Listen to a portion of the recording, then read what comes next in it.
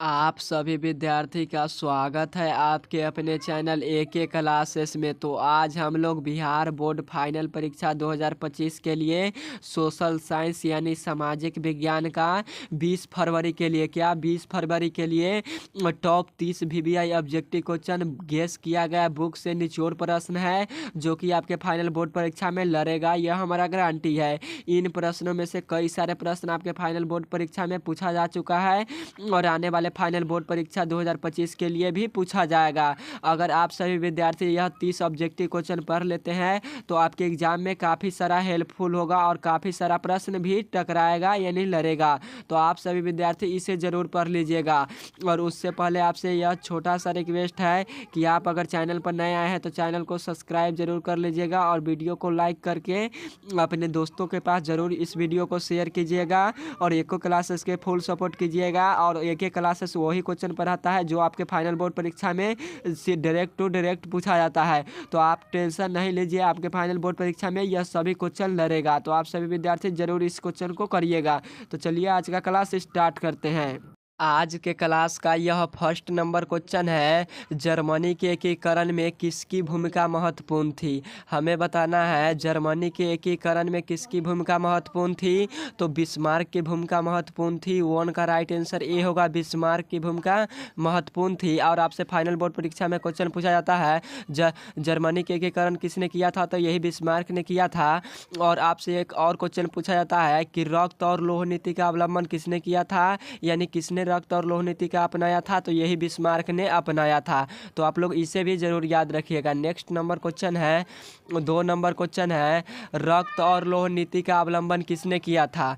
रक्त और लोह नीति का अवलंबन किसने किया था, तो रक्त और लोह नीति का अवलंबन बिस्मार्क ने किया था। 2 का राइट आंसर बी होगा, बिस्मार्क ने रक्त और लोह नीति को अपनाया था। और जर्मनी के एकीकरण के समय किसकी भूमिका महत्वपूर्ण थी, तो यही बिस्मार्क की भूमिका महत्वपूर्ण थी।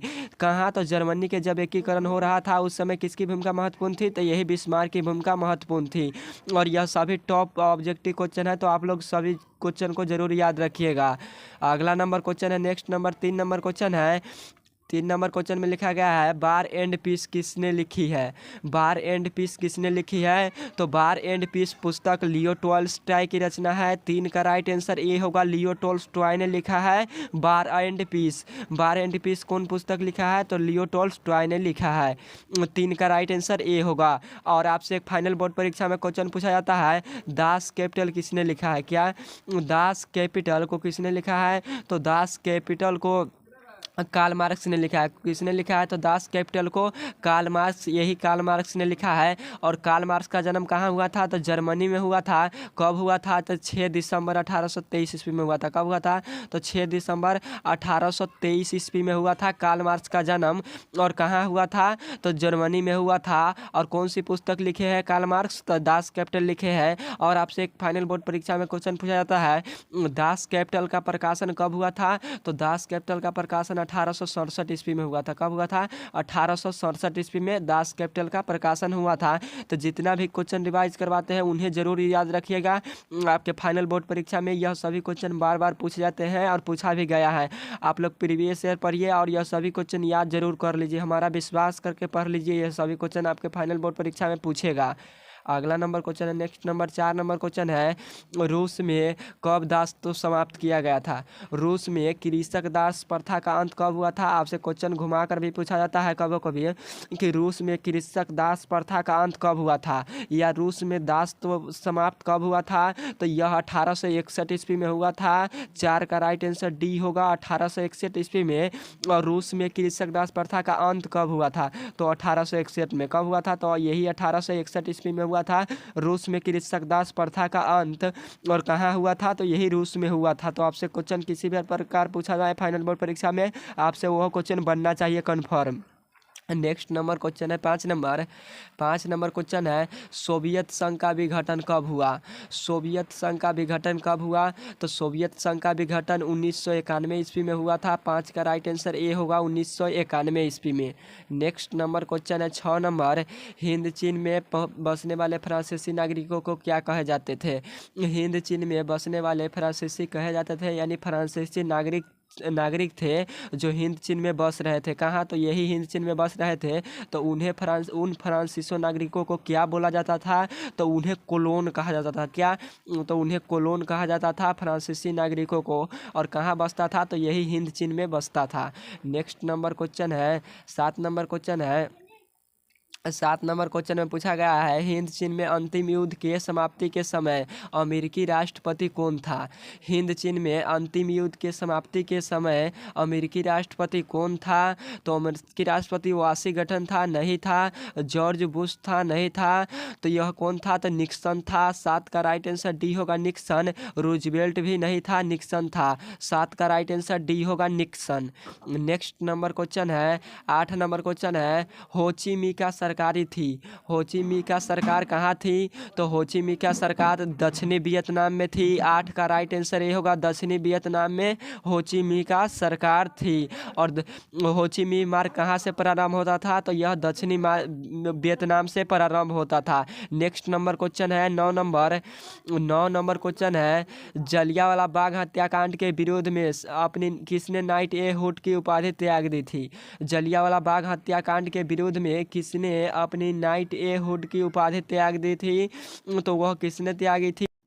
9 का राइट आंसर बी होगा, रविंद्रनाथ टैगोर ने जलियांवाला बाग हत्याकांड के विरोध में अपनी नाइट ए हुड की उपाधि त्यागी थी। अगला नंबर क्वेश्चन है 10 नंबर क्वेश्चन है, आर्य समाज की स्थापना किसने की थी? आर्य समाज की स्थापना किसने की थी? तो आर्य समाज की स्थापना स्वामी दयानंद सरस्वती जी ने किया था। 10 का राइट आंसर सी होगा, स्वामी दयानंद सरस्वती ने। और स्वामी दयानंद सरस्वती के बचपन का नाम क्या था? आपसे फाइनल बोर्ड परीक्षा में क्वेश्चन पूछा जाता है, स्वामी दयानंद के बचपन का नाम क्या था? तो मूल शंकर था। क्या था? तो मूल शंकर था स्वामी दयानंद जी के बचपन का नाम, मूल शंकर था। क्या था?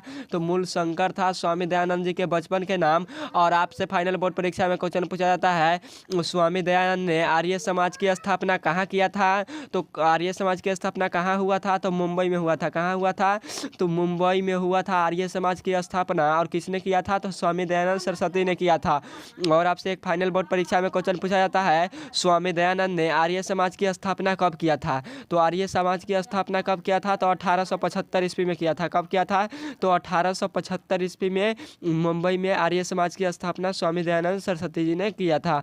तो जितना भी क्वेश्चन रिवाइज कराते हैं उसे प्लीज़ ज़रूर याद रखिएगा हमारा विश्वास करके।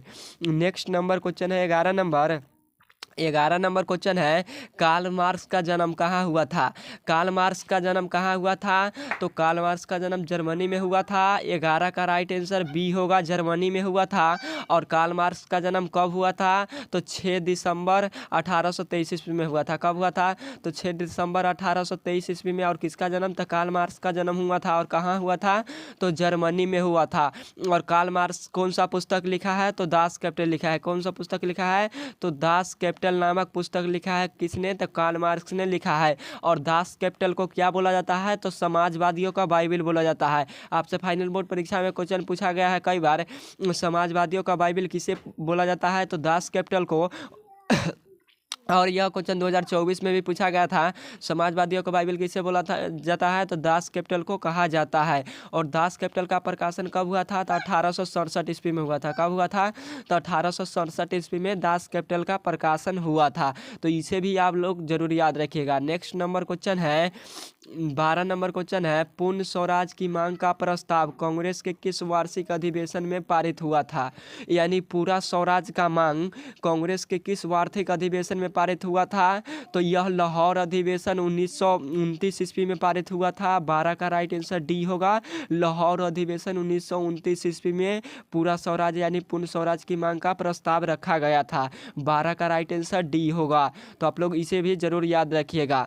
नेक्स्ट नंबर क्वेश्चन है 13 नंबर, इंडियन इंस्टीट्यूट कमीशन का अन्य नाम क्या है? इंडियन इंस्टीट्यूट कमीशन का अन्य नाम क्या है? तो उसे किया है तो साइमन कमीशन है। 13 का राइट आंसर ये होगा, साइमन कमीशन है इंडियन इंस्टीट्यूटरी कमीशन का अन्य नाम। नेक्स्ट नंबर क्वेश्चन है 14 नंबर, 14 नंबर क्वेश्चन है, अखिल भारतीय ट्रेड यूनियन कांग्रेस के स्थापना के प्रथम अध्यक्ष कौन थे? अखिल भारतीय ट्रेड यूनियन कांग्रेस के स्थापना के प्रथम अध्यक्ष कौन थे? तो लाला लाजपत राय थे। 14 का राइट आंसर हमारा हो जाएगा बी होगा। क्या होगा? तो बी होगा, लाला लाजपत राय थे अखिल भारतीय ट्रेड यूनियन कांग्रेस के स्थापना के प्रथम अध्यक्ष। तो आप लोग इसे भी जरूर याद रखिएगा, लाला लाजपत राय थे। नेक्स्ट नंबर क्वेश्चन है 15 नंबर क्वेश्चन है, वाष्प चलित इंजन का आविष्कार किसने किया था? वाष्प चलित इंजन का आविष्कार किसने किया था? तो वाष्प चलित इंजन का आविष्कार जेम्स वाट ने किया था। 15 का राइट आंसर बी होगा, जेम्स वाट ने वाष्प चलित इंजन का आविष्कार किया था। नेक्स्ट नंबर क्वेश्चन है 16 नंबर क्वेश्चन है, Tata iron and steel company की स्थापना कब की गई? Tata iron and steel company की स्थापना कब किया गया था? तो 1907 ईस्वी में किया गया था। कब किया गया था? तो 1907 ईस्वी में। 16 का राइट आंसर डी होगा, 1907 ईस्वी में। और आपसे पूछेगा टाटा हाइड्रो इलेक्ट्रिक का स्थापना कब हुआ था? तो टाटा हाइड्रो इलेक्ट्रिक का स्थापना 1910 ईस्वी में हुआ था। कब हुआ था? तो टाटा हाइड्रो इलेक्ट्रिक के स्थापना 1910 ईस्वी में किया गया था। तो आप लोग इसे भी याद रखिएगा। नेक्स्ट नंबर क्वेश्चन है 17 नंबर क्वेश्चन है, तख्त श्री हरमंदिर जी साहिब कहाँ स्थित है? तख्त श्री हरमंदिर जी साहिब कहाँ स्थित है? तो यह पटना में स्थित है। 17 का राइट आंसर ए होगा, पटना में। और गोलघर कहाँ स्थित है? तो यही पटना में स्थित है, गोलघर। तारामंडल, सचिवालय, जैविक उद्यान, संजय गांधी, आपसे एग्जाम में पूछा गया है कई बार, संजय गांधी जैविक उद्यान कहाँ स्थित है? तो यही पटना में स्थित है। नेक्स्ट नंबर क्वेश्चन है 18 नंबर क्वेश्चन है, सासाराम में किस ऐतिहासिक शासक का मकबरा है? सासाराम में किस ऐतिहासिक शासक का मकबरा है? तो शेरशाह सूरी का है। 18 का राइट आंसर बी होगा, शेरशाह सूरी का मकबरा है। कहाँ है? तो सासाराम में है। नेक्स्ट नंबर क्वेश्चन है 19 नंबर, नई आर्थिक नीति एनईपी कब लागू की गई थी? नई आर्थिक नीति एनईपी कब लागू की गई थी? तो यह 1921 ईस्वी में लागू किया गया था। कब किया गया था? तो 1921 ईस्वी में लागू किया गया था। 19 का राइट आंसर सी होगा, 1921 ईस्वी में। और नई आर्थिक नीति के जन्मदाता किसे कहा जाता है? तो आपसे क्वेश्चन में पूछेगा नई आर्थिक नीति शुरू किसने किया था, जन्मदाता किसे कहा जाता है? तो लेनिन का कहा जाता है। किसको? तो लेनिन को कहा जाता है। लेनिन को नई आर्थिक नीति का जन्मदाता कहा जाता है। और लेनिन ने क्या किया था? तो अप्रैल थीसिस, एक था अप्रैल थीसिस भी लागू किसने किया था? तो यही लेनिन ने किया था, अप्रैल थीसिस भी लागू। तो आप लोग इसे भी याद रखिएगा। नेक्स्ट नंबर क्वेश्चन है 20 नंबर क्वेश्चन है, किस अमेरिकी राष्ट्रपति ने न्यू डील लागू की थी? किस अमेरिकी राष्ट्रपति ने न्यू डील लागू की थी? तो एफडी रूजवेल्ट ने लागू किया था। 20 का राइट आंसर डी होगा, एफडी रूजवेल्ट ने। नेक्स्ट नंबर क्वेश्चन है 21 नंबर क्वेश्चन है, इंग्लैंड में मुद्रण कला को पहुंचाने वाला सर्वप्रथम कौन था? इंग्लैंड में मुद्रण कला को शुरुआत किसने किया या सर्वप्रथम पहुंचाने वाला किसने था? आपसे किसी भी प्रकार से क्वेश्चन पूछ सकता है। तो कौन था? तो कैक्सटन था। कौन था? तो कैक्सटन था इंग्लैंड में सर्वप्रथम मुद्रण को पहुंचाने वाला, यानी मुद्रण कला को पहुंचाने वाला। 21 का राइट आंसर हमारा ए होगा, कैक्सटन था। नेक्स्ट नंबर क्वेश्चन है 22 नंबर क्वेश्चन है, गुटेनबर्ग का जन्म कहाँ हुआ था? गुटेनबर्ग का जन्म कहाँ हुआ था? तो गुटेनबर्ग का जन्म जर्मनी में हुआ था। 22 का राइट आंसर बी होगा, जर्मनी में हुआ था गुटेनबर्ग का जन्म। और आपसे फाइनल बोर्ड परीक्षा में कुछ क्वेश्चन पूछा जाता है, बाइबिल, क्या बाइबिल किसकी रचना है? तो बाइबिल किसकी रचना है? तो बाइबिल हमारा गुटेनबर्ग की रचना है। बाइबिल पुस्तक को कौन लिखा है? तो गुटेनबर्ग ने लिखा है। और गुटेनबर्ग का जन्म कहाँ हुआ था? तो जर्मनी में हुआ था। और समाजवादियों का बाइबिल किसे बोला जाता है? तो उसे दास कैपिटल को कहा जाता है। नेक्स्ट नंबर क्वेश्चन है 23 नंबर क्वेश्चन है, निम्नलिखित में कौन नवीकरणीय संसाधन है? निम्नलिखित में कौन नवीकरणीय संसाधन है? तो नवीकरणीय संसाधन कैसा होता है? तो वैसा संसाधन जो कभी समाप्त नहीं होता है उसे नवीकरणीय संसाधन कहते हैं, जो आने वाले समय में कभी भी समाप्त नहीं हो सकता है। और अनवीकरणीय संसाधन किसे कहते हैं? तो वैसा संसाधन जिन्हें एक न एक दिन समाप्त हो जाएगा तथा उसे बनने में लाखों करोड़ों वर्ष लगते हैं, तो उसे क्या कहते हैं? तो अनवीकरणीय संसाधन कहते हैं। तो आपसे सब्जेक्टिव क्वेश्चन में भी यह क्वेश्चन पूछा जाता है। तो हमसे यहाँ पे पूछा है, निम्नलिखित में से कौन नवीकरणीय संसाधन नहीं है। क्या नवीकरणीय, तो नवीकरणीय संसाधन कौन होता है, तो जल होता है, ऊर्जा जल होता है और ज्वारीय ऊर्जा होता है और पवन ऊर्जा होता है। यह सभी कैसा है, तो यह नवीकरणीय संसाधन है। 23 का राइट आंसर सी होगा। जल हमारा नवीकरणीय संसाधन है और लोह यक्स भी अनवीकरणीय संसाधन है और कोयला भी अनवीकरणीय संसाधन है, पेट्रोलियम भी अनवीकरणीय संसाधन है। नेक्स्ट नंबर क्वेश्चन है 24 नंबर क्वेश्चन है, किस मृदा में ह्यूमस की मात्रा नगण्य होती है। किस मृदा में ह्यूमेंस की मात्रा यानी ह्यूमेंस की मात्रा ना के बराबर पाया जाता है, तो किस मृदा में, तो लेटेराइट मृदा में ह्यूमस की मात्रा नगण्य होती है। 24 का राइट आंसर ए होगा, लेटेराइट की मृदा। नेक्स्ट नंबर क्वेश्चन है 25 नंबर क्वेश्चन है, भारत की प्रथम राष्ट्रीय जल नीति कब अपनाई गई थी। भारत की प्रथम राष्ट्रीय जल नीति कब अपनाई गई थी, तो सितंबर 1987 में अपनाई गई थी, सितंबर 1980 में अपनाया गया था, जून 2002 को अपनाया गया था, सितंबर 2002 को अपनाया गया था। कब अपनाया गया था, तो यह सितंबर 1987 ईस्वी को अपनाया गया था। 25 का राइट आंसर ए होगा, सितंबर 1987 ईस्वी को। नेक्स्ट नंबर क्वेश्चन है 26 नंबर क्वेश्चन है, विश्व में सर्वाधिक वनावरण वाला देश कौन है। विश्व में सर्वाधिक वनावरण वाला देश कौन है, तो ए में दिया है भारत, बी में दिया है रूस और सी में दिया है ब्राज़ील और डी में दिया है कनाडा। आप लोग इसका आंसर कमेंट बॉक्स में बताइएगा। क्या 26 का आंसर आप लोग कमेंट बॉक्स में ज़रूर बताइएगा इसका आंसर क्या होगा। ओके, अगला नंबर क्वेश्चन है next number 27 number. 27 number question है, इनमें से कौन अकार्बनिक खनिज है। इनमें से कौन अकार्बनिक खनिज है, तो हमारा कोयला अकार्बनिक खनिज है। 27 का राइट आंसर हमारा ए होगा। अकार्बनिक कौन खनिज है, तो कोयला है। नेक्स्ट नंबर क्वेश्चन है 28 नंबर क्वेश्चन है, पैराइट किस प्रकार का खनिज है। पैराइट किस प्रकार का खनिज है, तो पैराइट हमारा धात्विक खनिज है। 28 का राइट आंसर ए होगा, धात्विक खनिज है। नेक्स्ट नंबर क्वेश्चन है 29 नंबर। 29 नंबर क्वेश्चन है, निम्न में से कौन सा कोयला का घटिया किस्म है। निम्न में से कौन सा कोयला का घटिया किस्म है, तो पीट होता है सबसे घटिया यानी खराब कोयला। 29 का राइट आंसर बी होगा, पीट। और कोयला कितने प्रकार के होते हैं, तो 4 प्रकार के। और भारत में कौन सा कोयला पाया जाता है, तो बिट्टुमिनस कोयला पाया जाता है। भारत में कौन सा कोयला, तो बिट्टुमिनस कोयला पाया जाता है। और सबसे अच्छा कोयला कौन होता है, तो सबसे अच्छा कोयला एंथ्रासाइट होता है। कौन होता है, तो एंथ्रासाइट सबसे अच्छा कोयला होता है। और कोयला कितने प्रकार के, तो 4 प्रकार के होते हैं। नेक्स्ट नंबर क्वेश्चन है 30 नंबर। 30 नंबर क्वेश्चन है, दुधवा राष्ट्रीय उद्यान कहाँ है। दुधवा राष्ट्रीय उद्यान कहाँ है, तो दुधवा राष्ट्रीय उद्यान हमारा उत्तर प्रदेश में है। 30 का राइट आंसर सी होगा, उत्तर प्रदेश में है दुधवा राष्ट्रीय उद्यान। नेक्स्ट नंबर क्वेश्चन है 31 नंबर। 31 नंबर क्वेश्चन है, भारत का सबसे बड़ा खनिज तेल उत्पादक क्षेत्र कौन है। भारत का सबसे बड़ा खनिज तेल उत्पादक क्षेत्र कौन है, तो डिगबोई है। मुंबई हाई भी दिया है। तो हमें यहाँ पर पूछा भारत का सबसे बड़ा तेल उत्पादक खनिज तेल उत्पादक क्षेत्र कौन है, तो मुंबई हाई है। 31 का राइट आंसर सी होगा, मुंबई हाई। डिगबोई नहीं है, मुंबई हाई है। 31 का राइट आंसर सी होगा। तो आज का क्लास यहीं पर समाप्त करते हैं। किसी प्रकार का डाउट हो तो कमेंट बॉक्स में जरूर बताइएगा। ओके, धन्यवाद। फिर मिलेंगे नेक्स्ट वीडियो के साथ। और 26 नंबर क्वेश्चन का आंसर आप लोग जरूर कमेंट बॉक्स में बताइएगा। Okay, bye.